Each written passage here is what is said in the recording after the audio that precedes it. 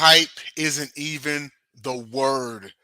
I mean, tonight it is the loaded Wednesday night slate here on Sideline Sports. This is the Pundit's Pundit.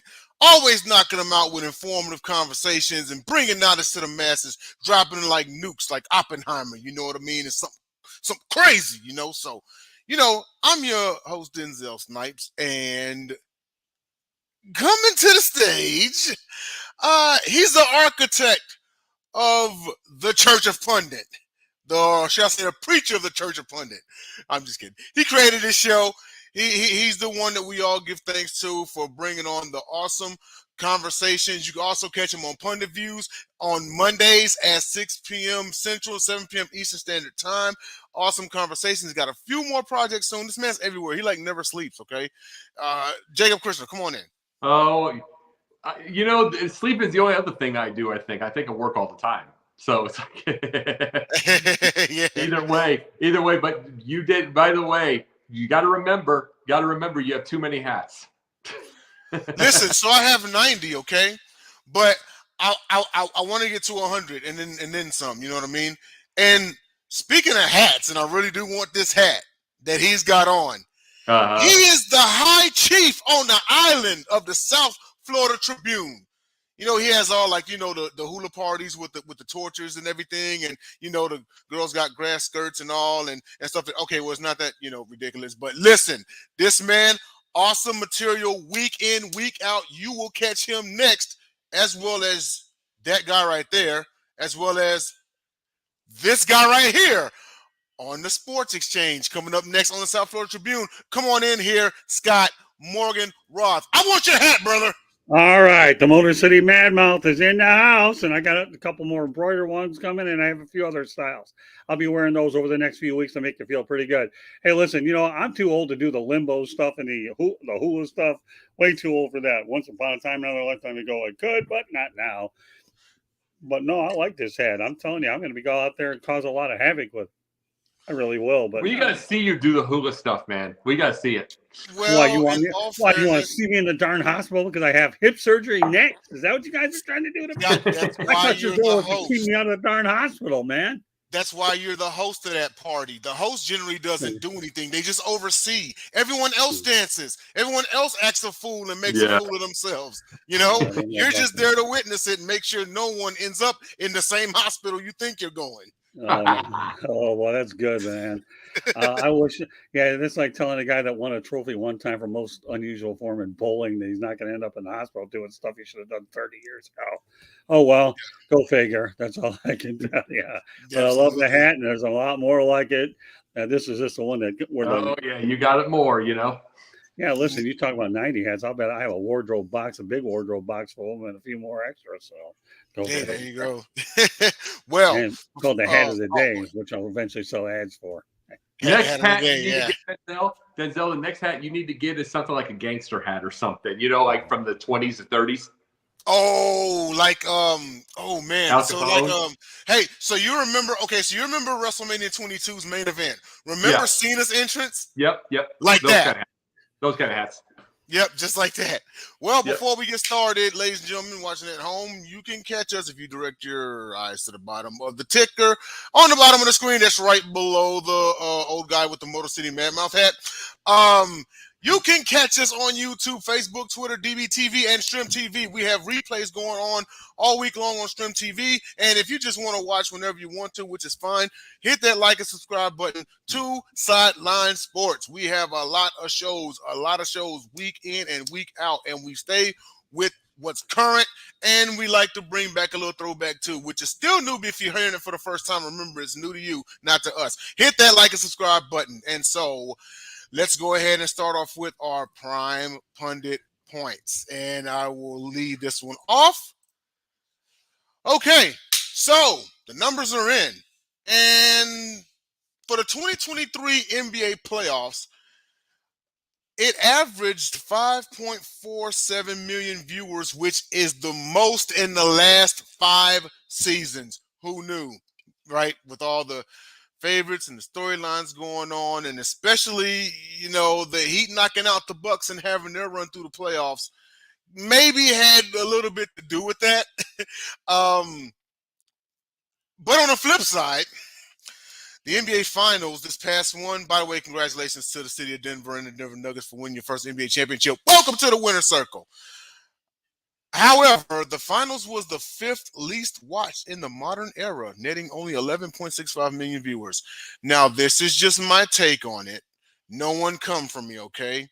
But this being the 5th least watched Finals in the modern era should let everybody know, until further notice, Steph Curry and LeBron James still runs television.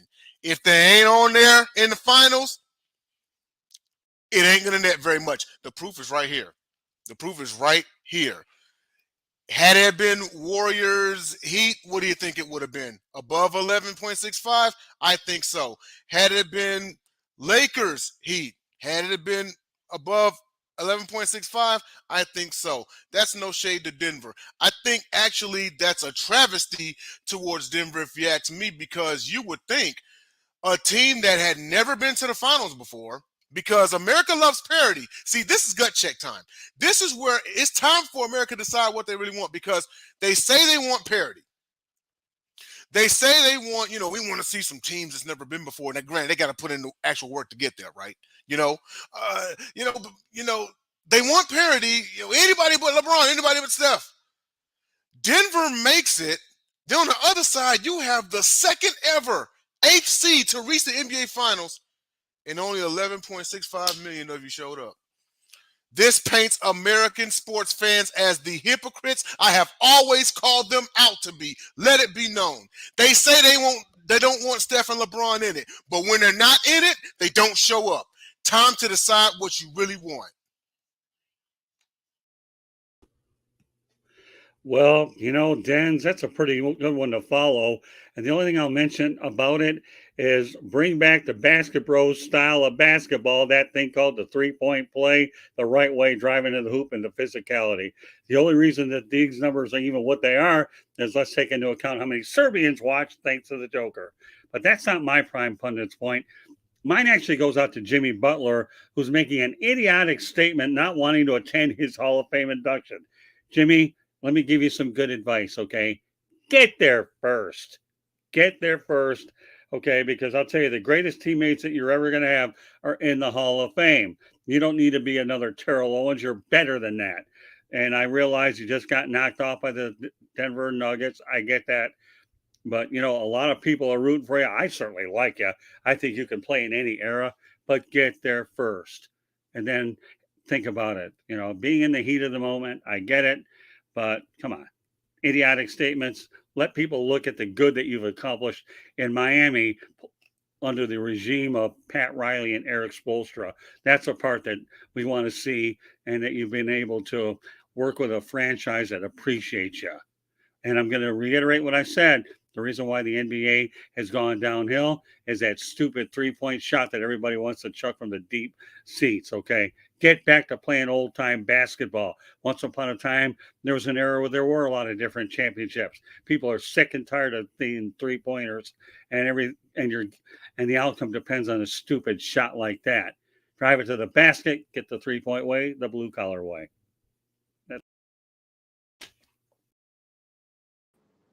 Bringing up my point from last week, we were talking about the noise being when the noise is down, all of a sudden the black population, of course, they don't hire or they don't push or any of that kind of stuff.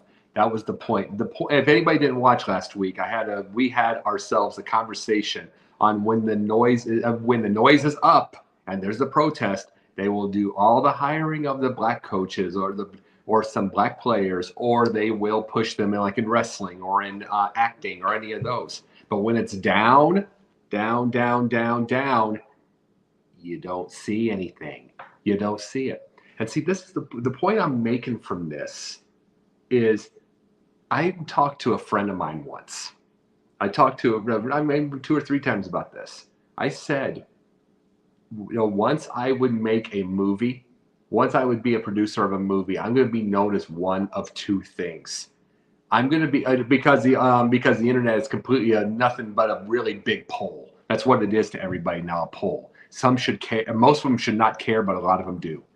and I said this, I'm either going to be known as the most quote unquote woke, which I hate that term, but the most quote unquote woke ever, most diverse, the most everything, or I'm going to be known as quote unquote racist, which is neither of them are going to be true.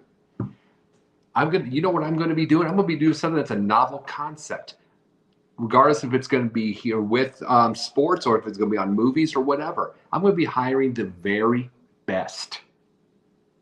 That's what I'm going to be doing. And it could be a black man or black woman. It could be a white man, white woman. It could be Chinese, could be Asian, could be anybody. It doesn't matter to me. And this is the point of life.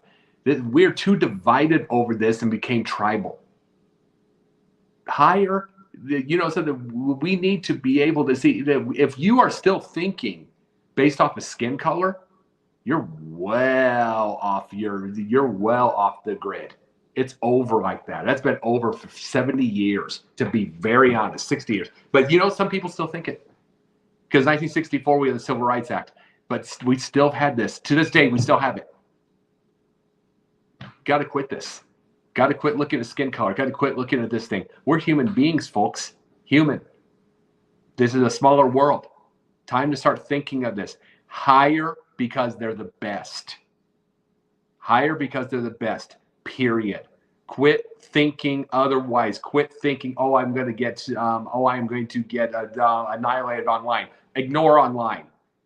And hire the best. And if you are still thinking color in this day and age, you're the idiot. All right. Excellent pointed points all the way around. Let's get my people back in here. We got Jacob Christener, the architect of the Pundit's Pundit. We've got the captain of the South Florida Tribune, Mr. Scott Morgan. And I'm sure you'll think I'm right. I'm sure you'll think I'm right on what I said there. Say again? I'm sure you'll think I'm right on what I said on that. Absolutely. The crazy part about it is in addition to what you said, it's like you should hire based on the best, but just think of how many minorities got passed up because they were the best. Yeah, and that adds to your point.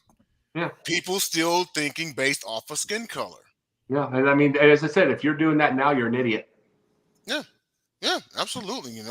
Well, let's get on to our first topic. And that is the Travis Rudolph case, which ended sometime last week. Those of you all who do not know who Travis Rudolph is, let's go ahead and give you a little intro. So Travis Rudolph, he was a wide receiver. He played at Florida State, and he played for the New York Giants and the Miami Dolphins. He was drafted he went undrafted in 2017. Played for the Giants and the Dolphins, and he also went to Canada and played for the Winnipeg Blue Bombers. But what he unfortunately is most known for is on April 7th of 2021, he was arrested in Palm Beach County, Florida, and charged with 1 count of first-degree murder, 3 counts of attempted first-degree murder. So here's what happened. He got involved with a woman, and they were going out and being involved and all that, right? So she apparently looked in his phone and saw that he was, entertaining other women. Mind you, these two weren't serious, So she got a jealous streak, and she called upon 4 people, 3 of them her brothers and then 1 friend of theirs, and made up a lie to get them to dress up in all black and go to his house. There was a fight that ensued. And when they ran to their cars, it was perceived they were going to get a weapon. He comes out with an AR-15 and starts shooting. One of them gets shot and killed. He's arrested and charged with first-degree murder. He maintained self-defense. The woman got on the witness stand and was found to be lying. He actually was found to be not guilty. Like I said, the trial ended just last week. And basically, this is why I brought this up. Is you get these Jezebels out here. I'm not saying it's everybody. We all know that ain't true, okay? It's not everybody, okay? But you get some Jezebels. I want you to think of Mike Tyson getting set up. I want you to think about Brian Banks getting set up, And we talked about this, all of us, Mm-hmm. It's when and the crazy part about it is Brian Banks was potential. He was supposed to go to USC, but it's it's these Jezebels, these women who come on there making up lies. Oh, by the way, I forgot. The woman was married and didn't tell him. The woman was married.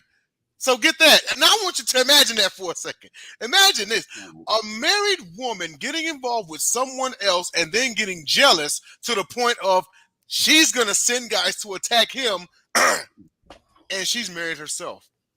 It was a circus all the way around. And speaking of all the way around, I'm going to go around the board here. I'm going to start off with Jacob. Jacob, give us your thoughts about not just this case or situation, but just rotten people like that as a whole, like the one he had to go against, obviously. Forget party for a second. I'm going to say this. The first senator, House of Representatives, governor, or anybody, or president of the United States that comes up or helps out with any kind of legislation that puts the woman that lies like that in jail, it will be absolutely obliterated by every single national organization of women, all feminists, all everything will be obliterated at first, but they will also make people think. And and see, the thing is, they won't. And see, when they start obliterating everybody, when they start protesting, and when they start all day, they will not realize their own hypocrisy, that they aren't going after the women that are doing these lies. They're not going after them. They don't know what they're afraid of. They're not going after them and telling them, "You're killing us." That is the point. They're not saying you're killing our act. You're not act. Sorry, you're killing our deal. Killing it. They're not doing that because women, the women that are out there, the feminists, they want equal pay. They want equal rights under the law. That's what the ERA that they didn't get passed, but that's what they want, and it gets killed every time you get someone like that. And yet they don't go after women like this who do this over and over and over again. Don't tell them, you're killing us. They're not doing. I'm not saying they have to do it physically. I'm just saying from that. They're not doing that. But guess what? They would absolutely go to protest 6 ways from loose if anybody did legislation like that. The legislation needs to be like that because there are women out there with real rape cases that can't get anywhere because they're afraid that they're going to bring it up because they're afraid no one's going to believe them. They're afraid no one's going to believe them. And it's because of, like you call it, the Jezebels like that.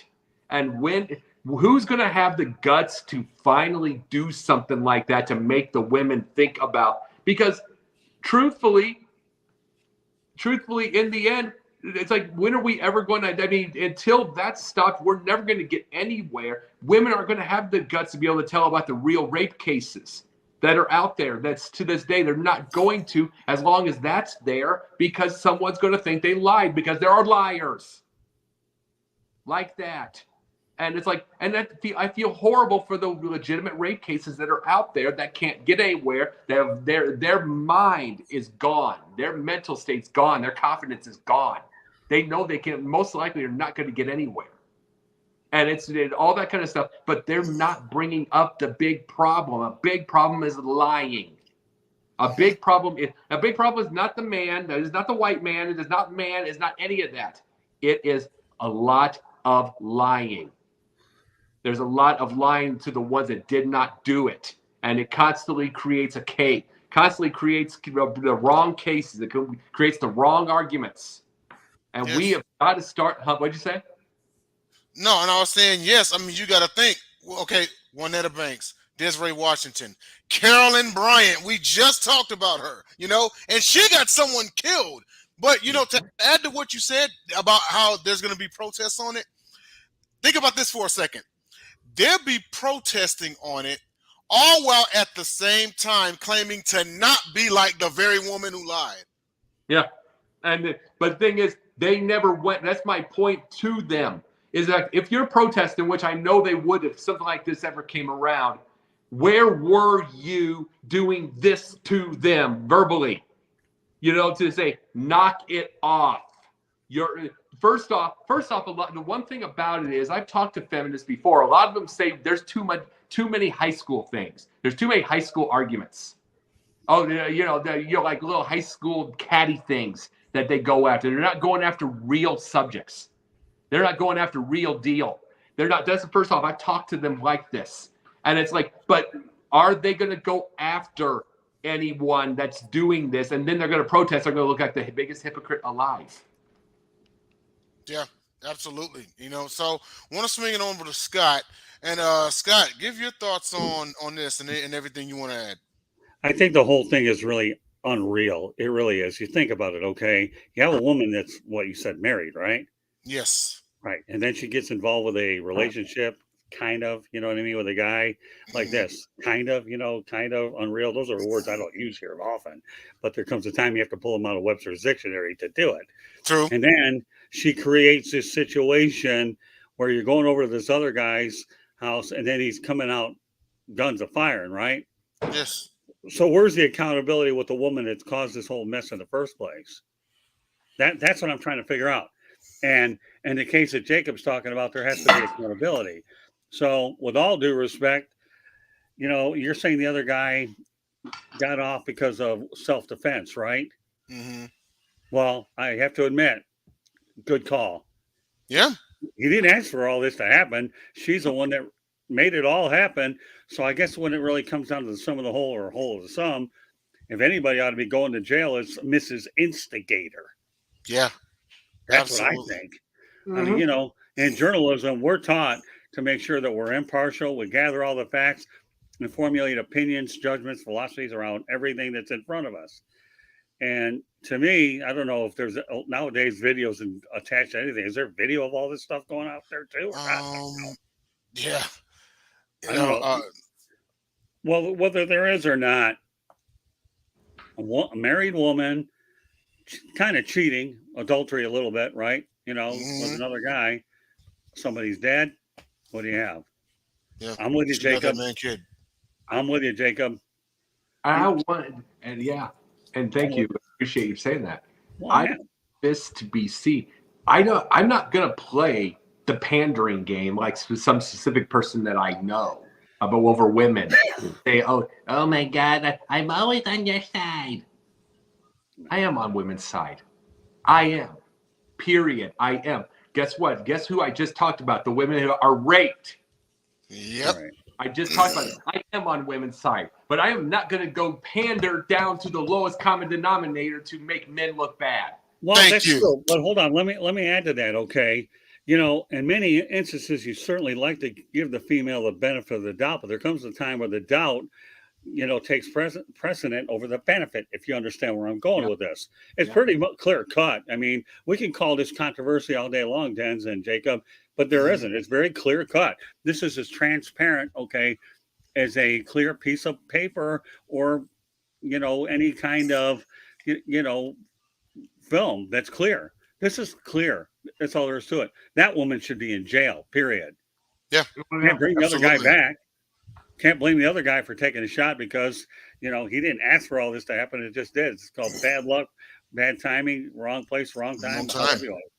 Yeah. And yes, he did utilize an AR-15 in self-defense.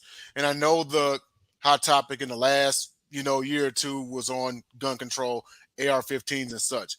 But I find it ironic that in this case, it was an AR-15 that saved his life. And with that, I'm just going to say this, and hear me out.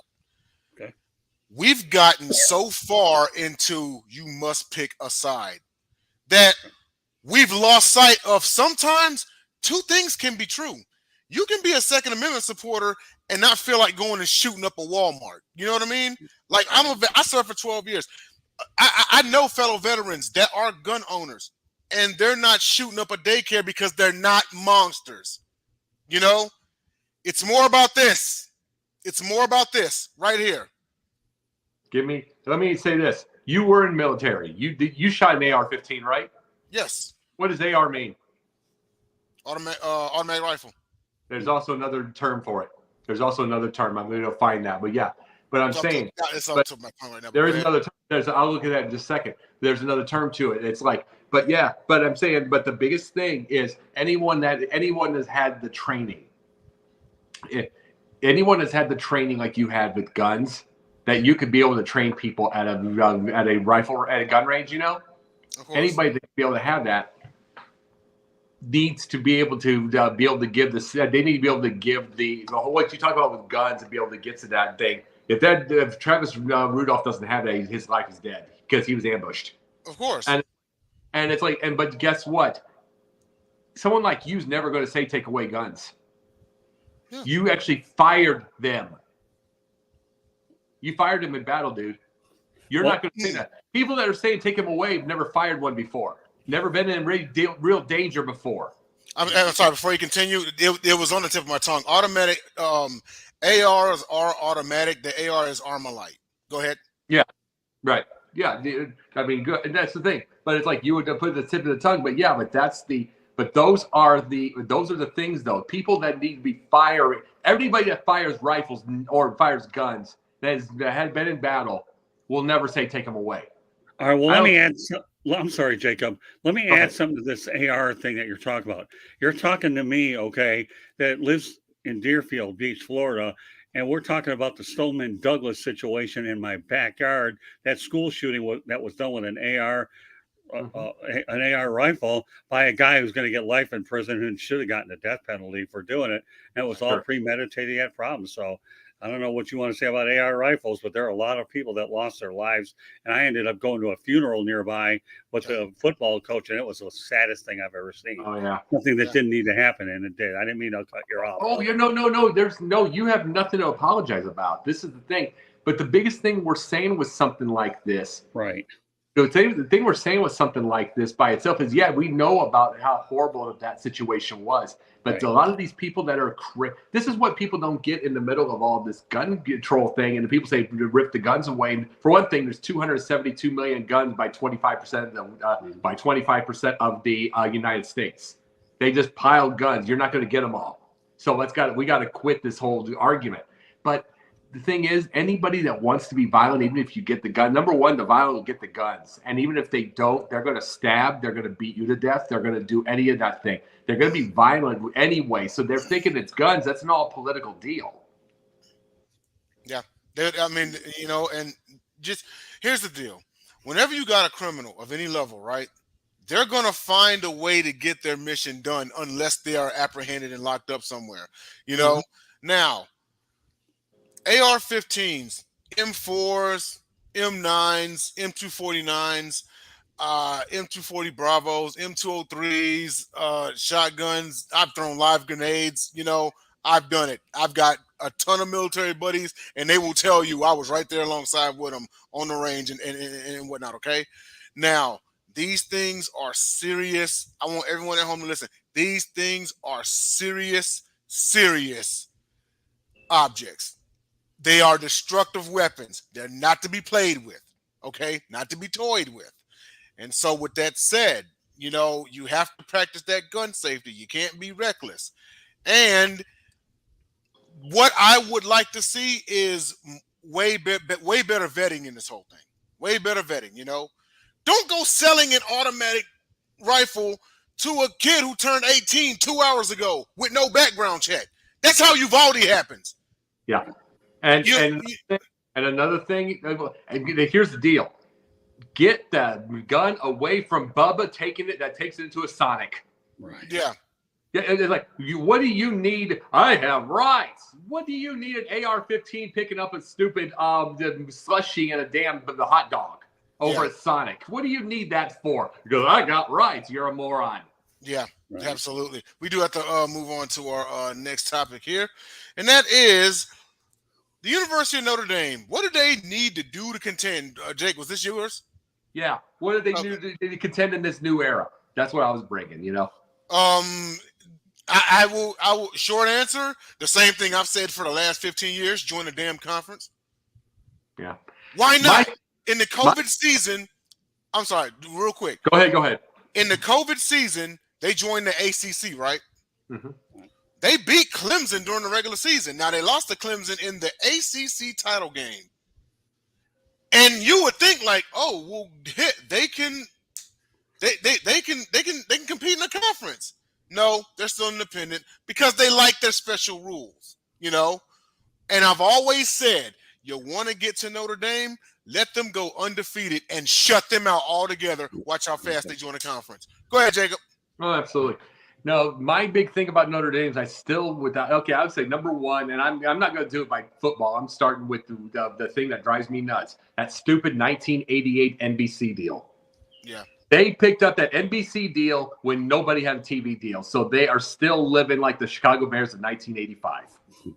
They're still living like the Bears of 85, where there's like about 48 people that are living left. And they're still going. And now a couple of them are on walkers. One like Dick is near death. It's like everybody's limping. And they're still having these dang situations. That's what Notre Dame acts like. So they get these stupid deals. It's like you need to get yourself a real deal on these kind of things. Get rid of NBC. Because right now you are on Peacock, which no one watches except for like WWE, excuse me. Yeah, but I'm saying they watch WWE, but that's about the extent of what they watch with Peacock. You think they're watching Notre Dame and Akron on Peacock? No. It's like there's that. Then another thing, get that conference like you said. Mm-hmm. Get that conference like you said. One thing, Michigan has a deal with NBC, and they're in a conference. And but I'm saying though, Michigan has a lot more networks. You could get, it's the big B1G is on CBS also, isn't it? No, CBS has the SEC. No, not anymore. Nope. Not anymore? Oh, okay, it's gone. No, the Big Ten's also on Fox, but go ahead. Right, okay. So guess what? They're going to be, and Michigan's going to be on NBC for that, but they're also on CBS. They're on Fox and ESPN. That is the thing. Notre Dame just gets on ESPN once in a while. They don't get anywhere else but that NBC deal, which is terrible. They need to get a conference. That is huge. The biggest thing about this is the fact that, they beat like USC and some big names, but then they get slaughtered. They get slaughtered in the playoffs, in the playoff by itself. Then here's another thing they need to get down, and this is the absolute truth. You got to get rid of your old school. And it is really old school the way that the people that they get. Even a couple of years ago, Jack Cohn as a quarterback who now had to get through the XFL to get a 4-string chance with the 49ers. Yeah. And it's like, and I was saying to people over and over, give Jack Cohn a chance in college, but he is not a pro. No. And it's like, and I am saying the Notre Dame gets these guys over and over and over and over and over and over again. They get these. And it's like, and they get these guys that are like, wonderful that they're straight A students. Wonderful. I want to see straight A students. I want to see that deal. But it is the highest of deals. And it's like, you're going to have to get to the thought process and change things. And then that goes to the number one thing. I'm sorry. You're going to have to dome it. You're going to have to dome that stadium because you're not going to get you're not going to get one single solitary kid that wants to go anywhere like but Miami, but by the FAU, the Texas, any of these places that will be 77 degrees in November, December. They're not going to go to 3-degree Indiana. Period. Not anymore. Yeah, absolutely. And Scott, I know you've been waiting in the wings on this one. As soon as I said Notre Dame, you kind of lit up. Go ahead, man. I know you got a lot on your mind. Let it out. Yeah, I have a feeling I'm going to own this segment. I really do. Maybe I'm wearing the wrong hat. Maybe I should have pulled out my Michigan hat instead. Or I got one somewhere in the pile. But no, I'm really happy with the one I have. Number one, I didn't know Michigan had a separate deal or not, TV-wise. I'm not to my knowledge that they don't. They're just in the Big Ten, but their deal's incredible. But that aside, I don't care whether Notre Dame was in the ACC. That was a last-minute situation, so they had a puncher's chance to even be eligible for the national title. But I had a guy by the name of Kevin Anderson on Monday night. No Limits. Boy, you remember that show, Jacob? Once upon a time, you remember that recently? But this guy was on a whole lot longer, like 2 hours and 19 minutes. Okay, listen to me. Okay, but anyways, Notre Dame belongs in the Big Ten. Period. Forget the ACC. I don't care what anybody says about the ACC. Right now, the ACC, the Big 12, and the Pac-12 are going to be. I could see a super conference developing amongst them down the road. Notre Dame needs to be in the Big Ten.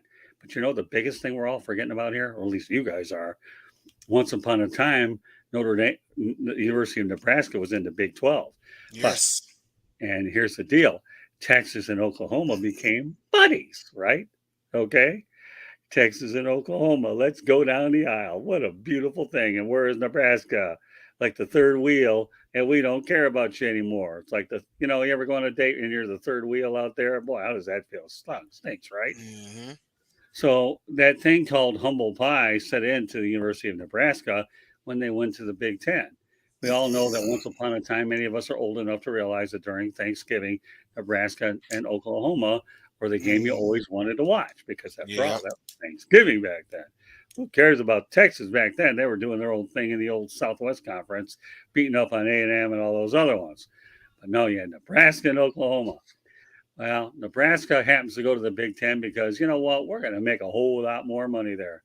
But all of a sudden, okay, mighty Wisconsin comes along and decides, you know what, we're just going to welcome Nebraska into the party. And while you're at it, we're going to take all of our big offensive linemen and our running back, and we're going to run through you like anybody would have to run through the Great Wall of China, okay? And then all of a sudden, Minnesota came, Michigan came, okay, Ohio State came, then Nebraska. How did it feel? Oh, it's getting worse by the week. I'm telling you, let's talk about telling stories. Now, Nebraska's got to face Michigan State. How does it look? Oh, it's getting ugly. So what's going to happen when Notre Dame, for a lot of years, that didn't want to play Michigan, has to play them an awful lot? My goodness, okay. What do we have there? What do we call it? The Golden Dome, okay? Mm-hmm. It'll be like the goose that laid the golden egg every time that Notre Dame steps on the field with Michigan. Once upon a time, Notre Dame got their butt kicked by the University of Miami, like 52-6. Jimmy Johnson kept running it up. Notre Dame had to hide in the closet. And when Notre Dame had to hide in the closet and they didn't want to play the Canes, well, guess what, folks, okay? When Oklahoma and Texas goes into the Southeastern Conference, you know what? Life isn't going to be that easy for them. So you bring in Notre Dame with the Big Ten. I don't want to have to get my tail kicked. I can go every week in and week out. The only thing we'll see with NC is no championship, not national championship. So, you know, am I talking Frank Reynolds style? Yeah, let's get it right. Okay, there you go. One of your favorite ones, right? You know what? I hate to disappoint my brothers. I haven't had as much Mountain Dew in the last hour or two. I decided to go to Canada Dry for a little while. Not that it'll matter later. Anyway. Mountain Dew just took you. Oh, Mountain Dew took me earlier, but my wife was banned it after 6 o'clock. But by then it's too late anyways. So the bottom line is, yeah, Notre Dame needs to be in a conference, much less the Big Ten. That's the right thing. They're going to sit here and try to hold on to that TV money as long as they can. But at some point or another, when it's not there, I can guarantee you right now, Carl Lewis couldn't run faster to the Big Ten than he did in the 1984 Olympics, because that's what's going to happen with the Fighting Irish. The Fighting Irish, when they get to Big Ten, okay, will be struggling with the fighting. Don't I feel like Dick Schaap, one of the best storytellers on the planet? We could sit here and ring all these stories out here. And I'll give you Jeremy Schaap. Oh, I like Dick. I'm old. What do you expect? I know. But the reality is Notre Dame. I mean, we talk about these stories so eloquently. Oh my God! You know, I've never talked like this until we get on the Fighting Irish at Notre Dame. When Michigan beats Notre Dame, they're going to be golden. You know, yeah. Would it help that stadium has a roof on it? Yeah. Well, how much you think Jesus is going to help donate to that stadium? I always, you know, I give you a funny analogy, and this is really designed to be offensive. Another lifetime ago, I used to sell windows in Metro Detroit to supplement my journalism. So, you know, they used to go to the Orthodox areas, okay, where the Orthodox Jews were out there. And I got news for you. There isn't enough money in those synagogues that could get these Orthodox people to pay for those thermal replacement windows because they're expensive, you know. Yeah. They walk around in these black top hats, these things called Yamahas, and all of a sudden, the only Yamaha I'm thinking is the one that I'm driving from the motorcycle shop, not the one I got to wear on top of my head. And if I'm offending some Jewish people out there, sorry, Mazel Tov, but the reality is there won't be any Mazel Tov when Notre Dame goes to the Big Ten. They're going to be spinning like dreidels. But the reality is they're going to be laughing all the way to the bank.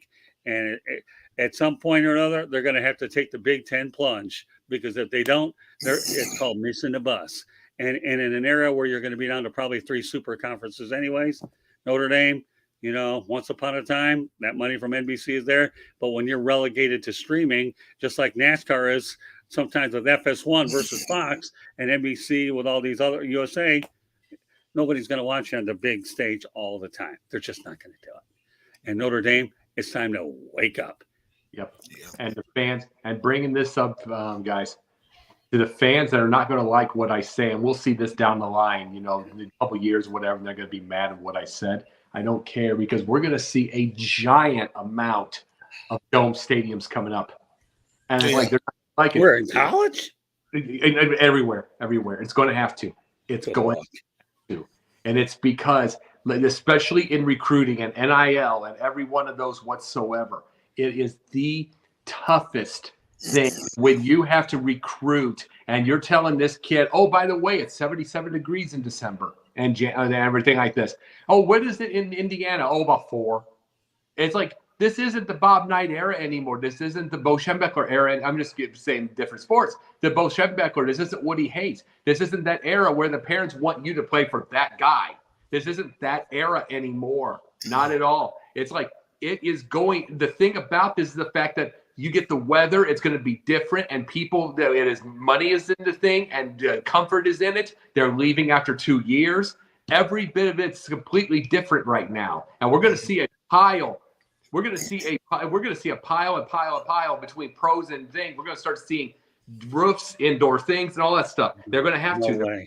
No way. I'm sorry, Jacob. We can agree on a lot of things, but college stadiums don't spring up like pro stadiums. They just don't. They're willing to stay out there. Well, let me finish, okay? Yeah. I'm just trying to give you my feeling. And some of this I talk with Kevin Anderson, and those topics didn't get on the air, but the other one said college stadiums don't spring up unless you have a school that's trying to have an on-campus stadium. They don't. A lot of them, they'll play in the pro stadiums, and they'll be multi-purpose. I know where you're coming from. A lot of people want to play in that 70-degree weather. It's great. I understand it. But wait till you see, and I know we'll talk about it next week, when USC and UCLA have to start playing in frozen weather, and they have snow all the time, and they're not out at the Rose Bowl and those places.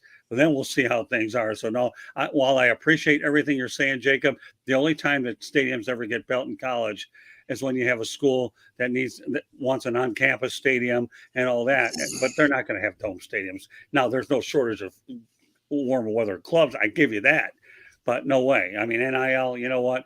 I'll tell you what, when all those dome stadiums that you think are going to get built in college, I'll tell you what, I'll be doing play-by-play, and Vince Scully will be my color analyst. Okay. Hey, now I got to hear that. Okay. But you'll have to join me way up north. Yeah. Well, on to our third topic of the night, and that is, actually glad you brought this one up. I think it was yours, Jake, wasn't it? Yep. So Thaddeus Young and the success of Reform Ventures. So Thaddeus Young, he actually currently has a net worth of about $37 million. Over the course of his career, he's made something like over $140 million. He's the founder of Reform Ventures. A little information about it is, let's see, he's the investor. He's also the founder. His investment range for it is between $100K to $10 million. The sweet spot is at $1 million, and he's got 7 investments on record. Let's see, his investments on record. He's got Plantiga, which was in June of 2021, venture round at 1.2 million. He's got Overtime, which is a Series C at 80 million. Dapper Labs, a Series C at 310 million. He's got TrueFind, which is the seed round. March 2021, that's a 2.3 million. He's got ShearShare. He's doing a lot, and I like what he's doing because we all have seen the ESPN 30 for 30 broke. We know that, I think the stat says that about 65% of former ball players go broke when they leave the league within 5 years, something like that. But this is something that keeps the money going. He's thinking ahead.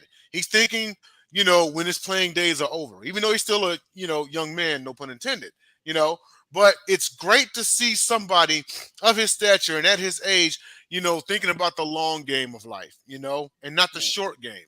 It's investments and, businesses and everything that kind of keep you going if you don't end up on camera talking about sports. And it's really great.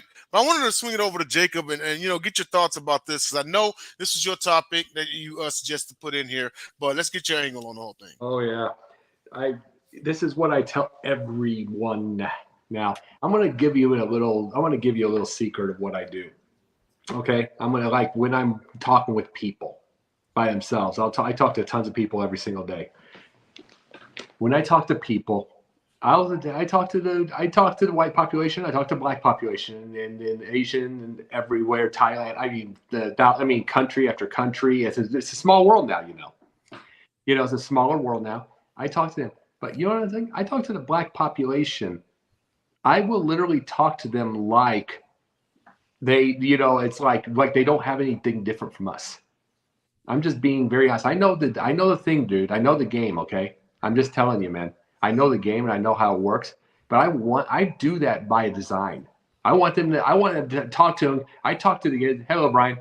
I want to talk to the kids out there to let them know that they can dream. Little boys, little girls, everywhere, every single one. And yeah, and I'll tell you, when they leave my presence, there's probably the moms that probably think I'm out of my mind because they're a black mom. I might be a white man. But I talk to them like they don't ever have any difference. And I do it by design. I know there's a difference. I know this well. I know what we see and everything like that when we get to this thing. But I treat you like a human being. Yeah, I treat you like a human being. It's because I want to see more Thaddeus Youngs out there that's going after their dreams, that's going after being an entrepreneur, that's not thinking of of not thinking of, well, you got to get yourself a job, get yourself out of high school, then get a job. That's still so many kids. Yeah. Still so many kids. And it's like, I want them to dream and think, oh, you have to go play sports to be successful. I want them to get out of that habit too. And so, yeah, I talk to them like there's no difference between me and them or the white and black. I do that by design because there's these stories. There can be more of these stories. I want them to believe. I want them to go after it. Go find their way. Go make a movie. Go build a huge business. Tyler Perry just bought BET and VH1. Mm-hmm. Sure did. He just bought those. He dreamed and he was living in his car.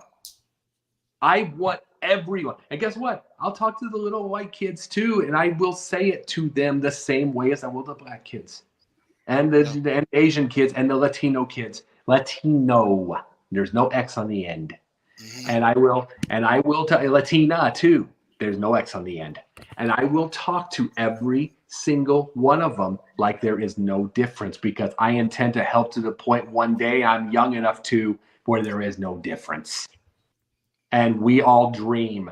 And Thaddeus Young, I salute you on this because you're doing something that a lot more kids need to be doing. Starting your own thing, getting it out there by itself, finding your own money, your own power, and your own dreams. Right. And that is what I want to see a lot of other kids do.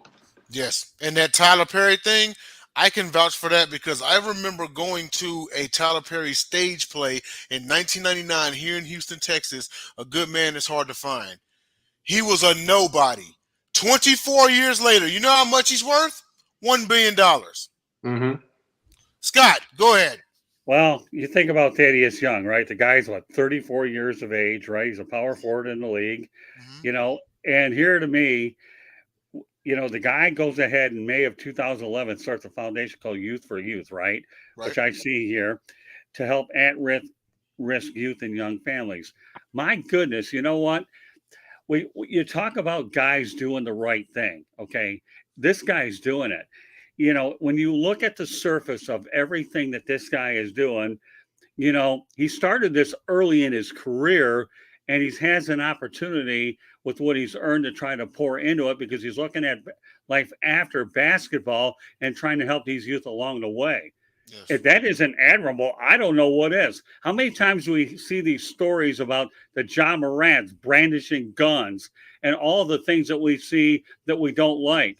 I'm going to take a page out of Jacob's book for a moment, if I can, all right? Really? We talk about mainstream media, and one of the reasons I don't watch local news is I'm sick and tired of watching it. And now, unfortunately, some of these sports stations are gas. I'd rather be on my phone anyways. But, what really annoys the daylights out of me, though, is we can't bring up topics like this here on June 14th instead of hearing about them in Thanksgiving and Christmas with all this stuff going on. Oh, we're talking about the Make-A-Wish Foundation. We're talking about everything on the networks of the Thanksgiving games about, come on, folks. I don't know about you, but the last time I looked at the calendar, there were 365, 366 days on it.